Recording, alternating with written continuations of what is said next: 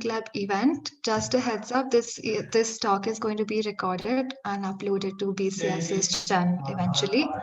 Hi Alex, welcome to the event. For everyone who's joining us, Alex has recently finished his PhD at the University of Osnabrück with Professor Peter Koenig as a fellow of the Marie Sklodowska-Curie IT and NextGen Viz. And he's starting soon as a postdoc at MILA in Montreal with Professor Yoshua Bengio. He grew up in Madrid, where he obtained his bachelor's and master's degrees. And during his PhD, he also interned at the University of Cambridge with Dr. Tim Kietzman and at the Spinoza Center for Neuroimaging in Amsterdam with Dr. Serge Dumoulin. His main research focus is at the intersection of machine learning and cognitive computational neuroscience, particularly the study of human and machine vision. He's also a strong proponent of open science in the broadest sense, concerned about how to make science more inclusive, reproducible, transparent, and have less impact on the environment. The talk that Alex is presenting today is titled More Than More Data, Insights from Data Augmentation for Deep Learning and Computational Neuroscience. So over to you, Alex. Yeah, thank you very much for the nice introduction. I'm gonna share my screen. Hopefully it will work well. Yeah, there we go. All right. Can you see my screen now? Yeah. Great. Okay, so thank you very much. I'm very happy to be here to speak for you today, and glad to meet you. Yeah, so Asta said everything about me, so that's great. I can start directly. I always start with some words about me to make this less more human, more personal. But yeah, everything has been said. Like I've been in Berlin for the past 4.5, 5 years doing my PhD. Although my university is in Osnabrück, and I've done a couple of internships in Amsterdam and in Cambridge. I'm speaking to you now from Madrid because that's where I grew up, and I'm visiting here my family. And I will move soon to Montreal, I think in a couple of weeks, to start a postdoc at Mille. And I always show these slides as well to break the ice a little bit. So when I'm not coding and reading papers and analyzing data and so on and doing research, I play the violin. I play also in a kind of bluegrass, folkish band. So yeah, I saw some funny photos of me. I also played the bagpipe. This is in China, like a couple of years ago. And yeah, after these photos, I'm ready to talk about science. I'm going to talk about data augmentation and the implications of it that I see for both deep learning and computational neuroscience, and also visual perception in the sense that I have been arguing that data augmentation has a lot of connections to how we see the world and how we what the operations that are done in the visual cortex. So I don't know the background of everybody. Just I would say if anybody has any question, I'm happy to be interrupted. So I don't know if that's what you usually do with these events, but I'm happy to do that. So if anything is not clear or you have any question, I'm happy to interrupt. Yeah, so the outline, the talk will have two parts. In the first part, I'm going to be talking about something which is more on the machine learning side of things, deep learning side of things. So about data augmentation and explicit regularization, but I will be making these connections to visual perception as I progress. And at some point, I will make it more explicit. And I will talk about the data augmentation invariance, which is a more directly inspired project inspired by neuroscience and visual perception. Right, so I will start with the first part. This paper called Data Augmentation Instead of Explicit Regularization. I will show this spoiler alert. I like to start with the take-home messages, and hopefully I will convince you through the presentation. So the first point, or the point I will be making through all this first part, is that data augmentation hasn't received enough attention in deep learning,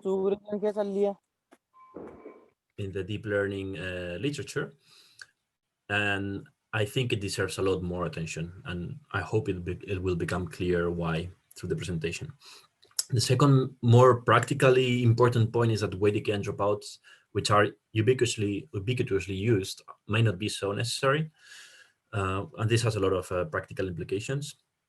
And finally, I will connect with the next part saying that data augmentation has actually very interesting connections with neuroscience and visual perception.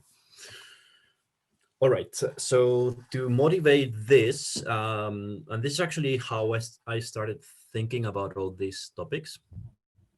It was after I read the paper, Understanding Deep Learning Requires Rethinking Generalization by Chi-Yuan Zhang and colleagues. This paper became very famous. Maybe some of you have read it, if you are more in the deep learning theory side of things. Essentially, there is this well-known result from classical statistical learning theory that there is a trade-off between complexity and generalization in machine learning models. But there seemed to be a paradox in deep learning. Deep learning models have a lot of parameters and a lot more than training data, but they still generalize pretty well. And the authors in their presentation at IIT said, okay, we believe that deep learning is operating in this sort of weird over-parameterization regime where things don't hold, statistical learning theory doesn't hold, and we need to look into that. And this steered a lot of research and papers that followed up, including mine. And what the authors were saying is, okay, we need to rethink generalization because things don't work as they should here.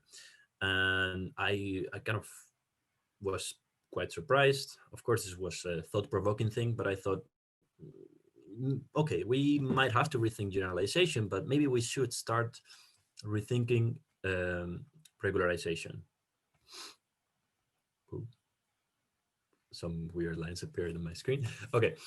We need to rethink regularization, and with rethinking regularization, it might not explain the whole story, but it might explain quite a bit of it. And of course, if you have been following the recent literature, now there's some very inspiring and clarifying papers, including this I present here by Misha Belkin, where they unveil the phenomenon now known as double descent. But I won't talk about this today. I will talk about regularization and data augmentation and so on. So why rethinking regularization? So there has been a lot of research about regularization in machine learning. It's one of the key ingredients of machine learning, of course. And there are two terms, explicit and implicit regularization, which it's an important distinction, and this is often overlooked. And these terms have been used quite a little bit in the literature. For example, Benham Neishabur wrote his whole PhD thesis on implicit regularization, also in the paper I mentioned before. But surprisingly to me, they never provided a formal definition. So it was kind of hard to read the papers without thinking, okay, what are they talking about? What is explicit? What is implicit? Is data augmentation implicit? Is it explicit? In the paper by Chi-Yuan Zhang and colleagues, they include data augmentation as explicit regularization, for example. So one of the first things I did was to propose definitions of explicit regularization and implicit regularization. And this is a bit like technical, maybe not of your interest, but in case if it is the interest of some of you, I will quickly go through the definitions. So I defined explicit regularization as the techniques which reduce the representational capacity of the model. And that means that if we have a model class, which hypothesis set H0, for example, a neural network, if you do explicit regularization, then there will be a new hypothesis set which will be smaller. It will be a proper subset of the original set, H1. And examples of these are weight decay and dropout. On the other hand, implicit regularization is the reduction of the generalization error or overfitting provided by other things that are not explicit regularization. And in this case, the representational capacity is not reduced, and this is the most important thing. This is why it is not explicit regularization, but the effective capacity might be affected. And the effective capacity is essentially well, the capacity that can be achieved by the model when you implement it through the actual elements of the model. So for example, the optimization, like SGD or whatever. And examples are SGD, like I said, early stopping, data augmentation, but also batch normalization, convolutional layers, also implicit regularize the models, and so on. Okay, I hope this is more or less clear. And the most important thing of all this is that in the end, because there is this distinction and there are things that implicit regularize the models, we have to take them into account for our analysis of the networks and generalization. Okay, so moving forward, the focus of my talk and of a lot of the work I have done has been data augmentation. For those of you who are not familiar with this, I will define it. I always define it as data augmentation in machine learning is those techniques that synthetically expand a dataset by applying transformations on the examples. And I've recently talked about perceptually plausible data augmentation to refer to those transformations that actually mimic somehow the way we see the visual world. So here is an explicit link to visual perception. So actually everything I will talk about today is perceptually plausible data augmentation. So these transformations that come from how we see the world and we incorporate it into our training data, in this case images, to extend the training set. And why data augmentation? Why have I been working on data augmentation? Well, there are many reasons, but I will just go through a few of them. Like, first of all, obviously it increases the number of training examples. It does not reduce the representational capacity, and therefore it is not explicit regularization, like some people have argued before. I strongly argue against that. And then again, data augmentation incorporates inductive biases, very strong inductive biases from visual perception. And therefore it has connections with visual perception and also with neuroscience, as we will see later. And again, this will come more apparent later. You can improve the robustness of the models to these relevant transformations using data augmentation. And therefore, it deserves a lot more attention. I have some maths here, which is, I will go quickly through that, but it is about some theoretical insights of why data augmentation might be very effective in comparison to other techniques. Essentially, you can look at the generalization properties of a model through the generalization bounds using the Rademacher complexity. So this is equation on the right. And here you say that the generalization gap, so this term on the left, epsilon, is bounded by the Rademacher complexity and this term over here, which depends on n and delta. And this delta is that with probability 1 minus delta, this is true. And the Rademacher complexity is this thing over here on the left. It's an expectation over the hypothesis class H. So there are two main things here. Generalization depends on the complexity H, okay, how big, how expressive the model class is. And this is the classical thing that is controlled through regularization, through weight decay, dropout, stochastic depth, L1 norms, L3 norms, all kind of LP norms in general. So the goal with these techniques is to reduce H. And then, of course, there is another very important factor in these equations, which is N. This is the amount of training data. And this is obvious to anybody, but the problem is that people normally don't think about the number of training data because they take it as fixed. We have a data set, it's fixed, okay, let's forget about it. But no, like we do data augmentation and we increase it. And it's fixed, but it's arbitrarily fixed. So that's why it's important to think about this N. And data augmentation directly increases N, and this is actually the reason why it helps generalization. And finally, on this, the important bits here is that through a review of the literature, we can find that, for example, dropout has been analyzed as a form of naive data augmentation, as a random noise on the training examples in this paper by Boudillier in 2015. And a classical result from regularization by Bishop, the author of the famous machine learning textbook, is that weight decay is also equivalent to training with noisy examples, to training with noise in the input data. So the conclusion here is, well, if both dropout and weight decay can be seen as naive data augmentation, then any bounds we derive for data augmentation should be pessimistic bounds for, any bound we derive for weight decay and dropout will be pessimistic bounds for data augmentation. I hope this is more or less clear. Otherwise, please interrupt me. And yeah, I also hope that dropout and weight decay are well known by everybody. If not, please stop me. Okay, so that was the theoretical part. This is the empirical part, which hopefully will be, more insightful.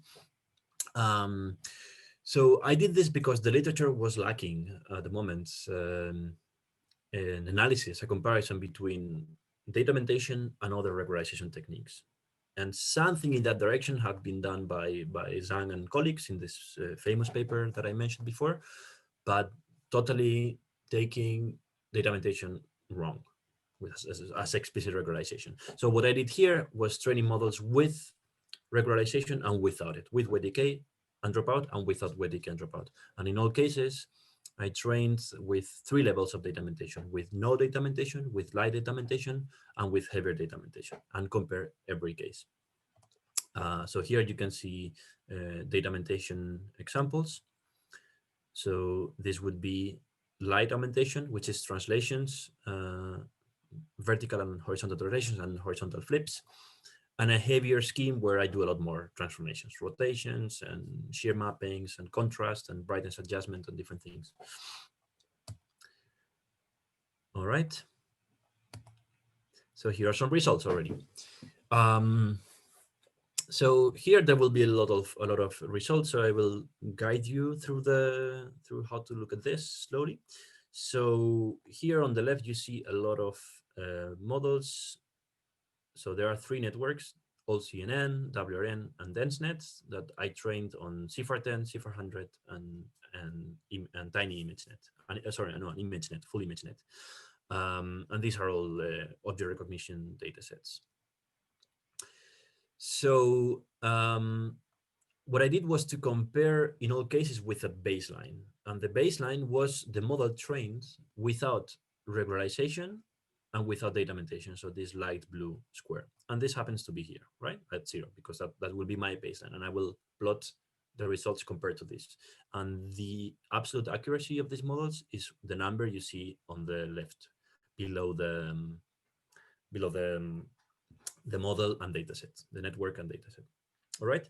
So I would like to draw your attention to this part here. AllCNN trained on CIFAR10. So without regularization and without data augmentation, we get 84.5% accuracy.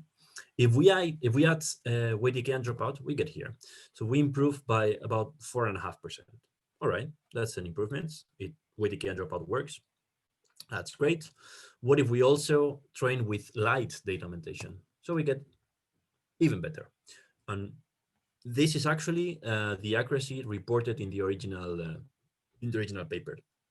So they always trained, and this is true for all models here, they always trained with light data augmentation, with weight decay, and with dropout. Okay, if we train now with heavier data augmentation, a little bit better. Okay, so the important question for me was, what if I train without any regularization, but with data augmentation? And I would like you to think, before I go to the next slide, where here it will be. So it will be worse than weight decay and dropout. So somewhere here, or between training with weight decay and dropouts and data augmentation. We have removed regularization, so maybe it should be worse. Okay, so the answer is, it's here. So training with light augmentation only without regularization is actually better than training with the standard way weight decay and dropout. This is kind of crazy, because one then wonders, okay, why did not the authors do this? You know, training with weight decay and dropout takes time, a lot of headache finding the right hyperparameters. So it's inconvenient. And this would be with hybrid augmentation. And of course, we did this with all the models and data sets, and this is what it gets. You can see that in most cases, we have this positive slope. So that means that training without explicit regularization was better. That is not always the case. For example, there are some models. Where am I? Here, for example, DenseNet on CFAR100 or DenseNet on CFAR10 and WRN on CFAR10. But you know, the difference is small. And I want to say a few things on why, even if it is not always better, this has important implications. So first of all, it's a conservative analysis in the sense that, I kept the hyperparameters of the original models, which included weight decay and dropout. But these are clearly suboptimal if you remove weight decay and dropout. I'm talking about, for example, the learning rate, the batch size, and these sort of things. And this is suboptimal for training without weight decay and dropout, which is the scenario, the setup where they were optimized. And even if there was no difference between the models, training with only data augmentation is easier, it's faster, it saves resources, it saves carbon emissions. So it has a lot of advantages. But also it turns out that the differences are statistically significant. I will show this in the next slide, and more advantages to come in the rest of the talk. So I did a statistical analysis comparing, essentially, I did all the subtractions between the model trained with data augmentation minus the model trained, the model trained without regularization minus the model trained with regularization, and see if that difference is positive and how much. And the null hypothesis will be 0 because, that would mean, okay, there's no difference between training with the two, although I already argued that that would already be a good thing. But it turns out that the difference is positive with 95% in confidence interval. So this is, it's already, this is only to show that statistically it's significant. I won't spend a lot more time here, just to make the points. Another advantage of training with data augmentation is that if you train with this, and for those of you who have been training deep neural networks, this might be familiar.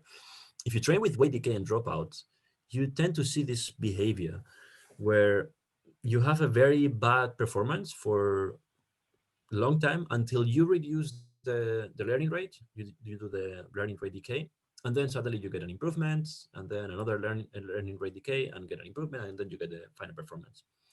So it really depends on and relies on this decay to get a good generalization. If you train without it, only with data augmentation, you get something, and this is the blue lines. You get something which is more predictive of the final performance. It very quickly reaches the final performance, and then through the weight decay, so through the learning rate decay, then it gets a little bit better, but you get there much quicker. So this is another big advantage.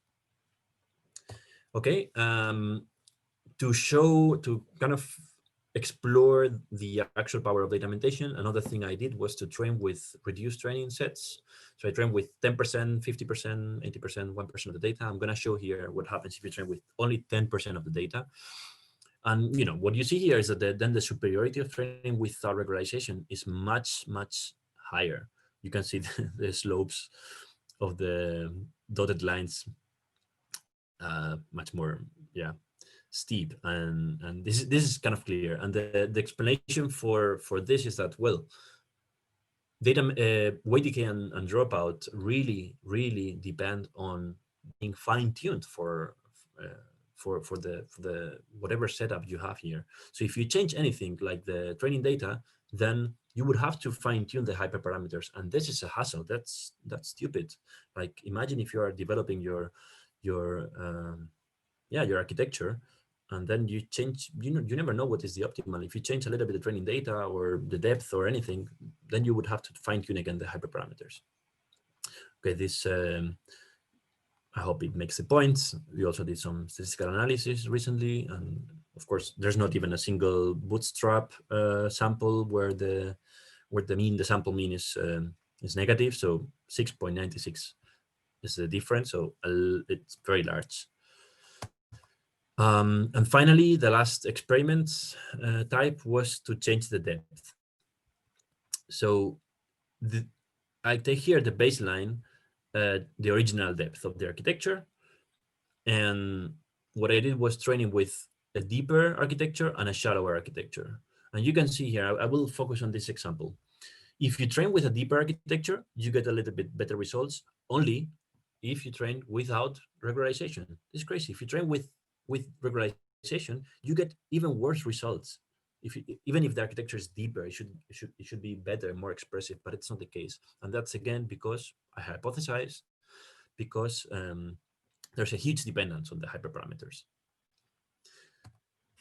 Again, bootstrap, statistically significant, and so on. So to conclude this part, weighted and dropouts are explicit regularization. They directly reduce the representational capacity, but data augmentation does not. Data augmentation takes inductive biases from visual perception, and this is why it increases the generalization. And weight decay and dropout requires specific fine-tuning of the parameters, and data augmentation only depends on the data. So in view of the results, what I propose is, okay, let's switch the roles. Let's switch data augmentation by weight decay and dropouts. Weight decay and dropout are considered part of the architect of the models. They are never questioned, while data augmentation has been traditionally considered like a cheating thing that you have to remove if you want to actually show the power, the power of the models. So I propose to, okay, let's train without weight decay and dropout, train with data augmentation, and if anything, in the end, add weight decay and dropout to maybe get a boost of performance. All right, so that's the end of the first part.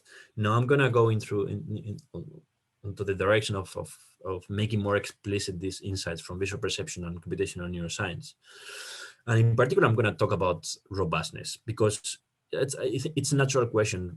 Like, okay, data augmentation is doing these transformations.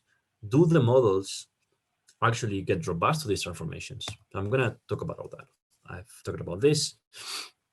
And here I want to include more directly the insights from perception and neuroscience, biological vision.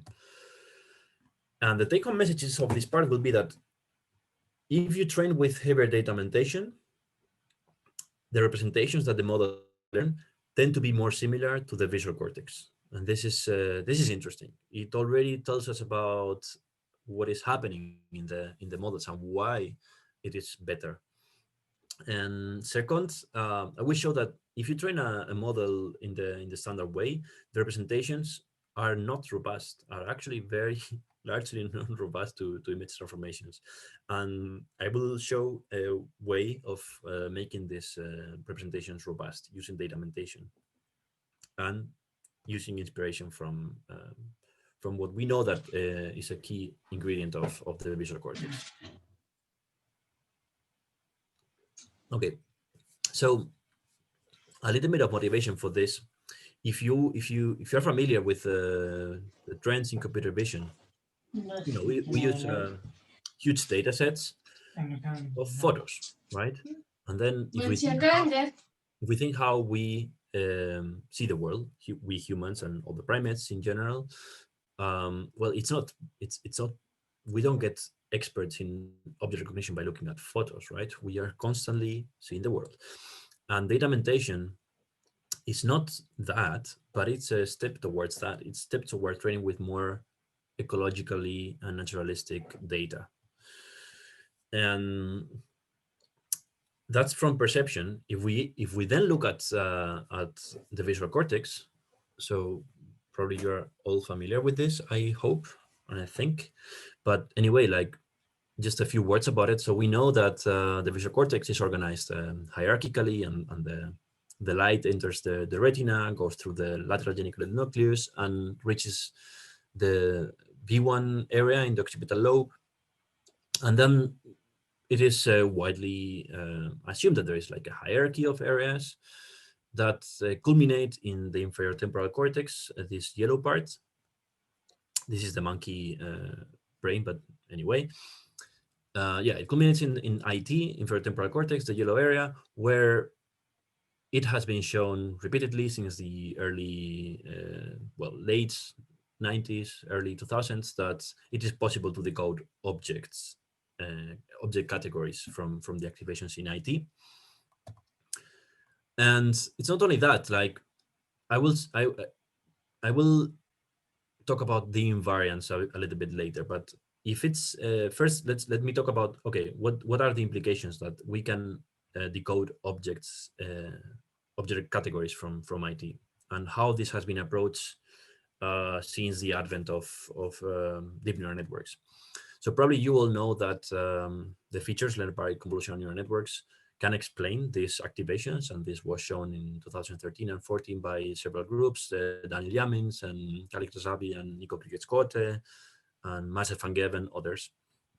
So this is well known now in computational neuroscience.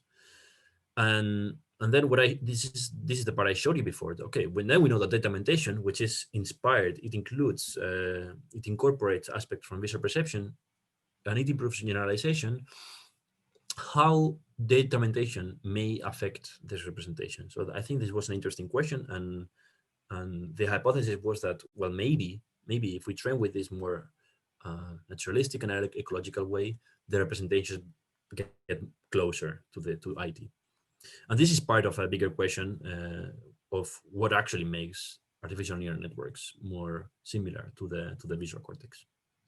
And this is a very hot topic these days. A lot of groups are looking into this, as you may know. Yeah. So very quickly through the methods, well, we looked again with at a few networks, all CNN and WRN. We used ImageNet to compute representations. And what we did here was to compare models trained with light data augmentation, so with slide transformations, and with Haber transformations. So the question is, okay, if we do a lot more, if we incorporate a lot more variation in the input data, how the representations become more similar, same. And this is a reminder of the previous results. So I haven't talked about this directly, or I haven't focused on these results, but if we train with light data augmentation on ImageNet, both on OCNN and WRN, the results are a little bit better because ImageNet is very complex. With heavier data augmentation, the performance is a little bit worse, just a little bit. And the reason we believe is that, yeah, heavier data augmentation was not optimized for performance. It's just a way of doing a lot more transformations, and it doesn't need to improve generalization if you don't change many of the things, you know. And the way we compared the representations of DNNs and the brain was through RSA. So for that, I will go to that in the next slide. For that, we got the bold responses in the inferior temporal cortex by 15 participants to these 92 images, which have been used in many other papers. So you might have seen this before. And these stimuli are known to elicit specific responses and distinct responses in the inferior temporal cortex. So what we did was using representational similarity analysis. This might be well known for most of you. For those of you who are not familiar, I will quickly explain. So RSA, representational similarity analysis, is a way to compare representations that are not part of the same system. So here we are comparing activations of neurons and activations of artificial neurons. And they have, of course, very different nature, different dimensionality, and so on. And RSA allows this because the comparison is not done directly, but by using a representational dissimilarity matrix, which is a pairwise similarity between the response to pairs of stimuli. Okay, and I will show an example in the next slide. And what we do is to compare the correlation between these matrices to characterize the similarity of the representations. So this would be the representational dissimilarity matrix on the inferior temporal cortex. And what you can see here is that there are two main clusters. between animate objects and inanimate objects. And there are also subclusters for faces, body parts, face, there are different clusters, but the point is not to analyze this today. The point was to see if, okay, if we train with light augmentation and with heavy augmentation, what do we see? Okay, here, the similarity or the representational dissimilarity matrices are not the same, but you can see that the clusters are visible, which is the remarkable part. And this is not what it was not found for the first time in this study by me and collaborators, but before in 2013 and 14. The point here was to observe that training with heavy data augmentation makes the RDMs more similar to the human IT RDM. It's not clearly visible from the RDM, of course, to the naked eye, although you can see that the clusters are a bit more clear. But what you do later is to compute the Kendall correlation between the matrices. And if we do that, you get the results. So dark blue is heavy data augmentation, light blue is light augmentation. And you can see that the models trained with heavy data augmentation gets closer representations to the human IT. And this is remarkable in the sense that, well, like I showed before, training with heavy data augmentation achieves worse performance, but the representations are closer to IT. And okay, this is a small study, but it already tells us that, well, introducing this variance, this variability through data augmentation brings the representations closer to what we know that happens in the brain, which is nice. And I don't know why it's this line here.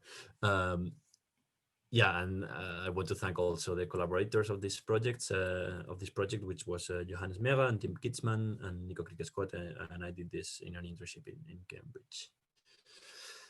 All right. Is there any question to this? Just a second. I think there is one question. Sure. Yeah, Mohit, go ahead. Yeah, hi. Can you go back a slide to the One? correlation matrix? This one. Yeah. So in the lighter augmentation and heavier augmentation, did you train for the same amount of time or? Yeah, everything is exactly the same. Same number of iterations with the same learning rate. Everything is identical in terms of hyperparameters, except the data augmentation. So is there any change if you train the heavier augmentation for a longer time than the light augmentation? That's a good question. So there's a change. I think there will be a change mostly in performance. So here you see that heavy data augmentation achieves worse results. And I think part of the reason why this is the case is because all other hyperparameters are kept identical, because otherwise the comparisons wouldn't be fair. But of course, I believe, and I haven't done like systematic experiments, but a few of them I did. And what would happen is that if you train for longer, you would achieve better performance. So you would push the blue bar a little bit higher. In terms of the comparison with IT, well, I don't know, but I would be surprised if improving the performance would come at the cost of worse similarity. I would say that at worst it would be the same. And this is speculative, of course, but I think the similarity comes for the fact that for the variability of the data.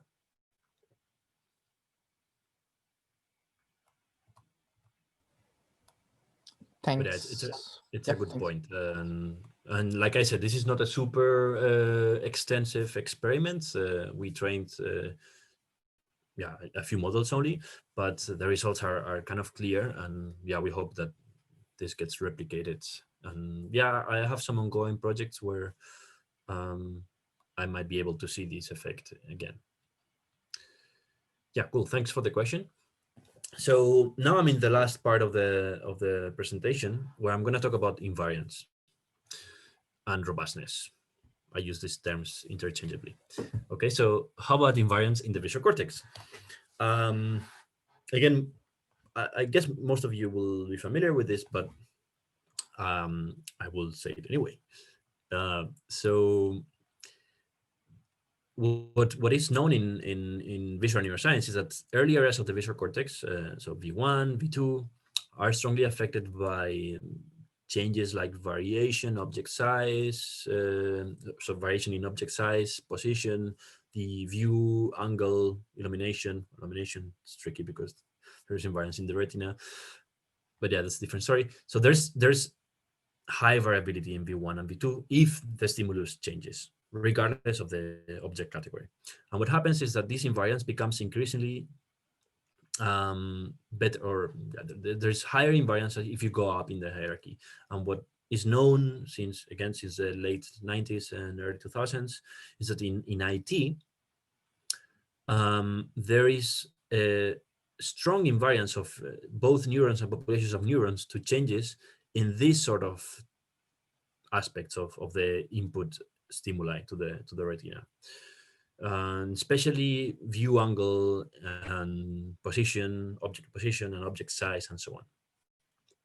And the point I want to make here is that this property, this invariance, is not just one more property that has been observed in the visual cortex, but many people now have argued, and among them like James DiCarlo, David Cox, and Taketi, and colleagues, and Tommaso Poggio, and so on. So they have argued that this invariance to identity-preserving transformations, this is what they call it in neuroscience, is one of the key mechanisms for robust object recognition in the brain. And yeah, this is kind of well known, and there is a little bit of debate, but this is mostly well established in neuroscience.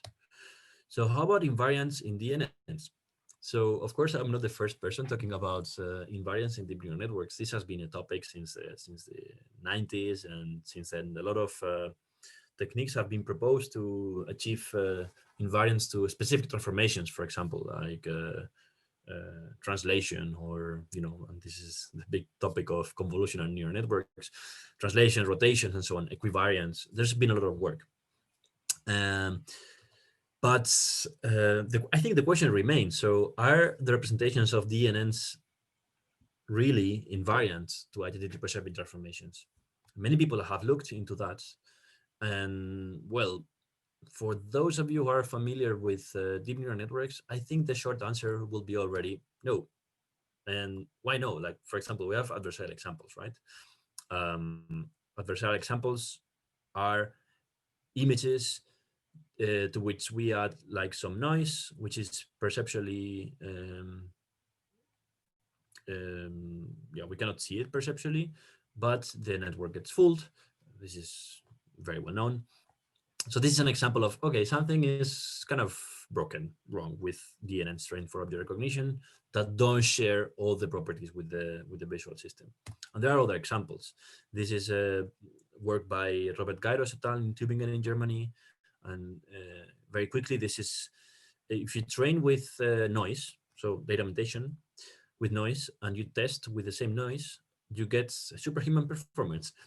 If you train with, for example, salt and pepper noise, and then you test with a different kind of noise, for example, uniform noise, then you get chance level performance. So this is kind of fucked up. Another example. This is kind of the opposite, that excessive invariance causes adversarial vulnerability. In this paper, what they see is that all these images, they're kind of handcrafted, but all these images have exactly the same outputs, activations. So they are perfectly invariant, and this is wrong because we are seeing very different images, not only different, but with very clearly different categories. Okay, that's from the literature, and my contribution to this issue of trying to answer the question of, are the representations of DNNs invariant? So I use data augmentation, of course, as you have realized so far. And I think it's a good way of looking at this, because if we think about invariance, and here is where what I like to do, which is taking insights from visual perception and neuroscience, comes into play. we don't want our networks to be invariant to anything. We want our networks to be invariant to the transformations that are relevant for humans. So they call it computer vision, but I call it human computer vision. It's not computer vision for, I don't know, horses or monkeys. We look at the properties of the visual system and the visual cortex. So data augmentation is a handy tool. And I took a very simple approach to test this, to test if neural networks are invariant to these transformations. So say we have two images, xi and xj. We can compute the mean square difference of them, right? We can do this at the input layer, at the input data, for example. And this is just the mean square difference. So I hope you can see it clearly. And then if we can compute this mean square difference for representations, then we can do it for a whole data set, right? So if we have n images, I propose this, what I call data augmentation invariant score, this SI. So this is I for one image, XI, this one here, this car, and we can do a transformation of it. This is G of X.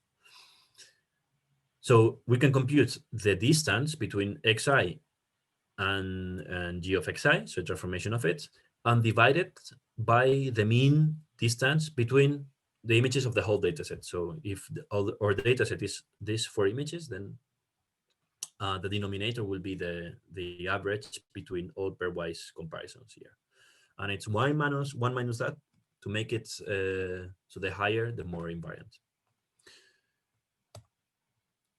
Okay, so these are some results already. So we can compute, I hope this is clear. So we can compute this SI for every image, and we can do it for several transformations. So in particular, I do 5 transformations of each image. And in the end, what I get is a distribution of this invariant score of this SI. So I can plot it. And this is the distribution of the invariant score at the input data, at the pixel space, right? And one would be perfectly invariant, so would be no difference between Xi and a transformation of it.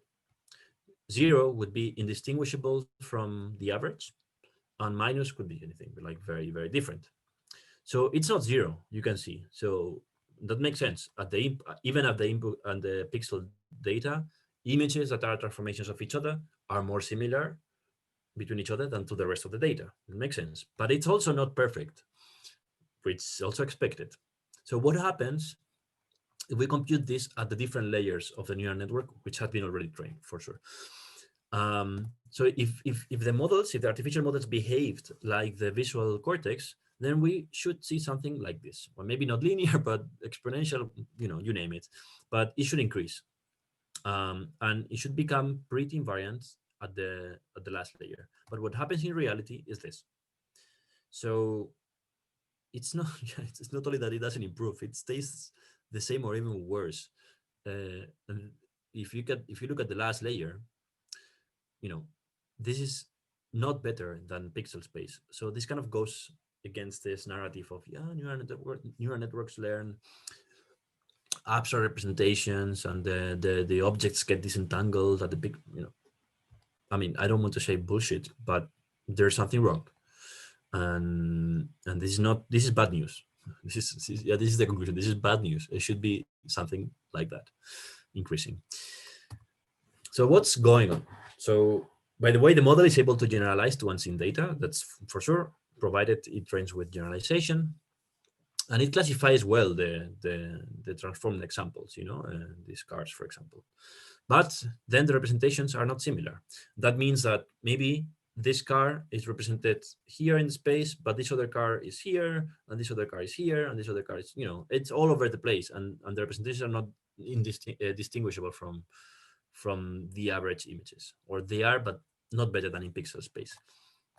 The hypothesis of why this is the case is that I believe that, well, it's not that I believe, this has been shown that supervised DNNs are highly unconstrained. If we just train for classification, then the chances are they will learn whatever is there, but not something which, resembles visual perception. And yeah, so they can learn very discriminative functions, but they won't be comprehensible for humans. So the next question was, okay, can we make these models learn invariant representations? Can we do something about it? And again, I proposed a simple approach, which was to do what I call data augmentation invariance. And that is to do data augmentation within each mini batch of the model. That's the first thing. And thus, this allows us to compute an invariance for the batch. And this invariance is related to the previous invariance score that I showed before.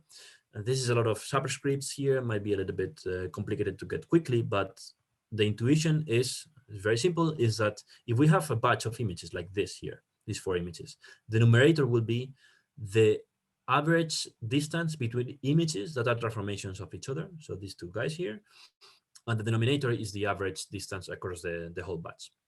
Okay, so we can minimize this. And if we minimize this, we'll be encouraging more robust representations.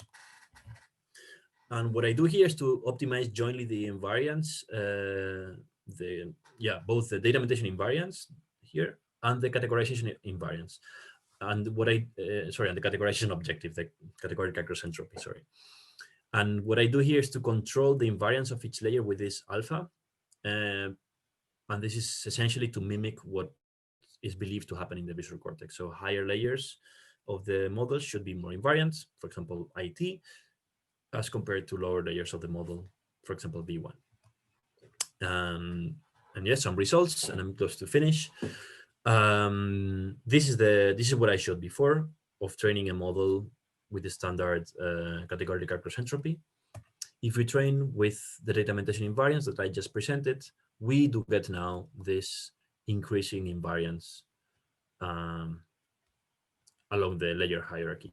And that's good news. It means that it is now possible to learn invariant representations by doing this trick, by this modification of the objective function, which ultimately it aims to mimic somehow what we know about the visual cortex.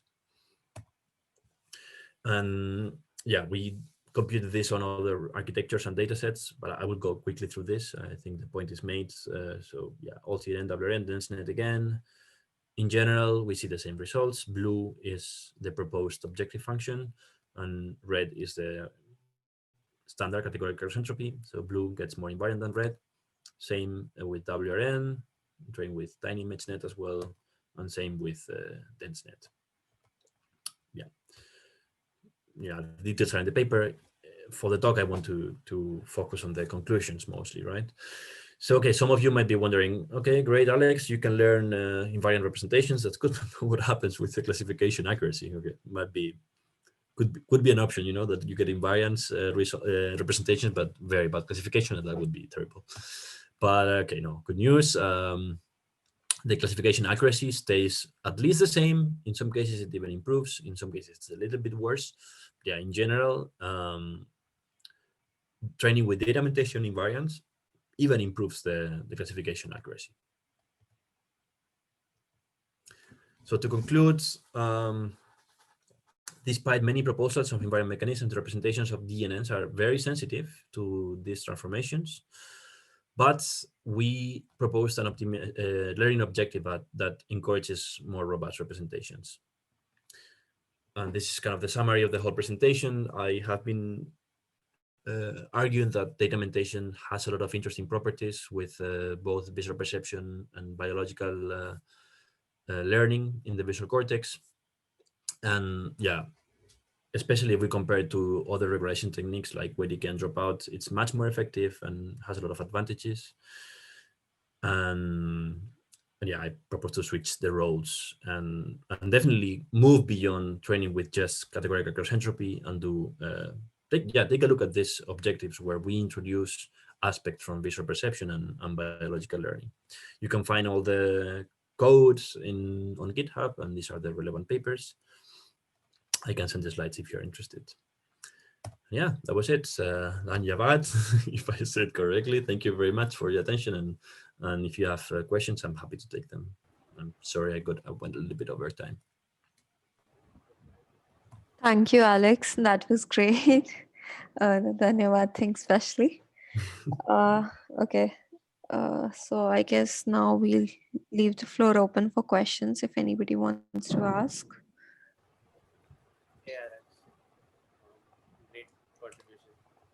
I do have some questions though.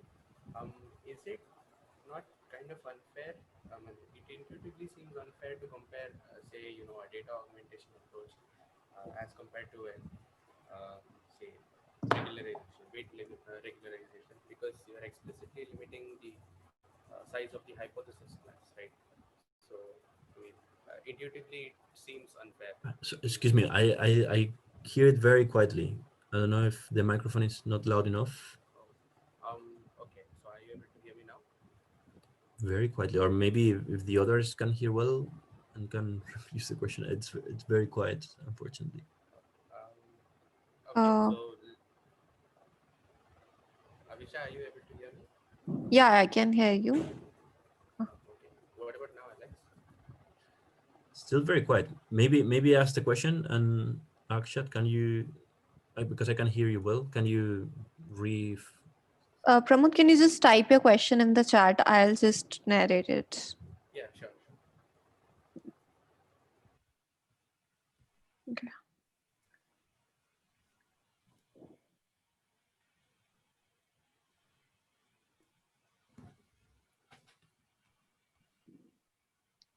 maybe if there's other questions in the meantime, we can take that. Yeah.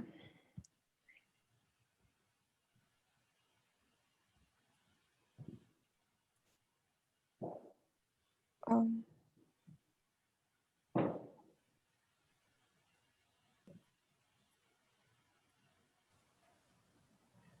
Uh, of all the regularizations, which one, I mean, which one of them is the most effective in your opinion? Of all regularizations, well, if we consider regularization in general, including both explicit and implicit, I mean, for me, clearly data augmentation is much more effective, and we can see that in the results. So here, just look, for example, at this. So the baseline is the model trained without neither regularization or data augmentation, so kind of what I call the bare bone model. And if we just do data augmentation, light data augmentation, which is very slight variations, very slight transformations, you get here, you get almost 10% improvement. And you can see that in most results, these blue squares, it always gets better than training, than both weight decay and dropout. So but weight decay and dropout improved by this much, we could trace a line here.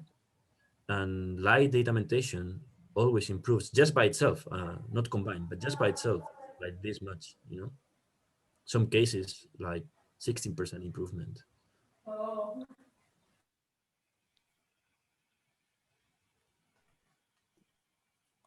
okay. Mohit, does that answer your question? Yeah, I was just looking at the graph. Yeah, thanks, Alex. Sure. Okay, so shall we move on to the next one? I'll just narrate you the question. So Pramod asks, explicit methods intuitively seem weaker than data augmentation since there is a limitation on the size of the hypothesis set. It feels like we are being unfair, and he's asking if this is wrong interpretation. I don't know if I understand the question well. So is the question that we are unfair by comparing data augmentation and weight decay and dropout? Because, okay, I think I get it. Because there is a limitation in the hypothesis set. Yeah, but this is actually the point. So this is actually the point of explicit regularization methods. So the assumption behind using, for example, weight decay and dropout is, okay, we have a model with a hypothesis class H, and this is too big, and we have to constrain it to improve generalization. And the way we're going to do this is, for example, with weight decay by constraining the norm of the parameters. We drop out by removing units during training. So it is explicitly desired to have a smaller hypothesis set. And I feel what you mean. Like Yeah, it's unfair if we compare with a larger hypothesis class. Yeah, of course, that's the point. Like the point I make is, why the hell, if we are training huge models in deep learning, why do we constrain their capacity? We have seen that we can train them and it's fine. So why don't we exploit this capacity by doing other sort of things that don't constrain the capacity, like data augmentation? Data augmentation doesn't constrain this capacity, but actually exploits it. It uses the capacity to take advantage of the increased data set size. Okay, I think that answers his question. He's asked another question. If you've tried and evaluated adversarial robustness after using improved metrics. Very good questions. That's a very good point. Yeah, I've tried that. And especially for the last parts, I get this question often. So for the last parts, you know, if we get this improved robustness invariance, then it's a kind of a natural question to say, okay, well, what about adversarial vulnerability? Does it get better? And I mean, there's a short question, a short answer, and a long answer. The short answer is that yes, but just a little bit, and that's why I'm not making an emphasis on that, on reporting in the presentations, because the adversarial vulnerability gets better, but it's not enough for me, and that's why I'm not satisfied and talk about that. But it does get a little bit better, but it doesn't solve the problem. But I think actually this is the direction to explore to improve adversarial vulnerability, in the sense that, and it's not only me who argues this, but other people have said that, well, adversarial vulnerability seems to be a problem that derives from optimizing only for classification. So if we optimize for other things and we add more constraints from visual perception and biological vision, then we might get rid of adversarial vulnerability. And there's some other work in this direction that supports this notion. Okay. He's also asked that if you think, okay, yeah, this answers his question actually. So he's asking now if you think data augmentation along with adversarial training might improve it. Yeah, sure. I haven't tried this myself, to be honest, like because adversarial training takes so much resources, and I wasn't interested in that. So I think that would be the case. Adversarial training is the best known way of improving adversarial robustness, but it has the problem that you actually have to train with these adversarial examples. So it seems, yeah, I'm not so interested in adversarial training, because as you have seen, I want to incorporate aspects of visual perception and neuroscience, and adversarial examples are handcrafted, in the sense that it's a kind of to me, it tells us that something is different to how the brain works. But for me, the solution shouldn't go through creating these examples and training with these examples, because that might solve the problem, but kind of from a side. It should be like incorporating more aspects of what we know about the brain, and then a byproduct of that should be adversarial robustness. This is my very personal take. It's not to downgrade the efforts in adversarial training, which has given us a lot of new insights. Okay, thank you. I think that's it from this question. If anybody else wants to ask any question, they can unmute themselves.